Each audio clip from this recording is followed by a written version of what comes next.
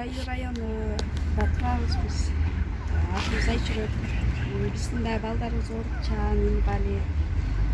Жардам бул жактан жакшы беришпейт азырчы. Ооба, мына бүгүн 6 майга чейин баарыбыз ушакта турган ата энелердин баары бүтүндөй баарыбыз инвалид балдарды багабыз, мүмкүнчүлүгү чектелген, дауна, ДЦП, төшөктө жаткан балдарды багабыз. 6 майга чейин эч кимден эч кандай жардам болбой, ак үй деп коем, мэрияны, акимиятты сагалап сыгандай болуп келебиз. Азыр дагы келгенибизге 2 саат болду. Бизге айтып атат, помощь эч кандай жок, кечке чейин күтө бергиле деп атат. Биз кимге кайрылышыбыз керек ушу маселе боюнча? Биринчи эле жолу кылып аткан жок. Канча жолу список бердик.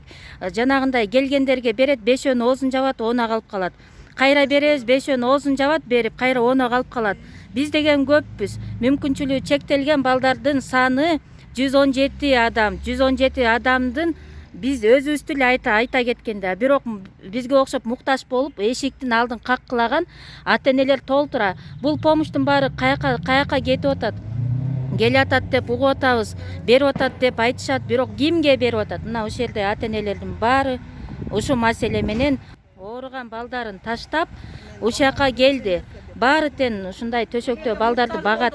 Мен Полтавка айылынан келдим. Жайлыский району Полтавка айылы. Өзүм 2-нчи группада инвалидмин. Ушу күнгө чейин эч кандай помощь жок. Айыл өкмөткө барсак бизде помощь жок.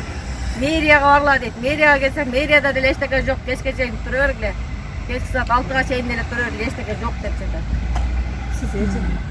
Азыр мэрияга кирсек, эшигинен эч кимди киргизбей, окошкадан ал вопрос боюнча мен эчтеке чечпейм. Мен прописка боюнча эле Бишкекке кете турган жол боюнча эле чечип алам.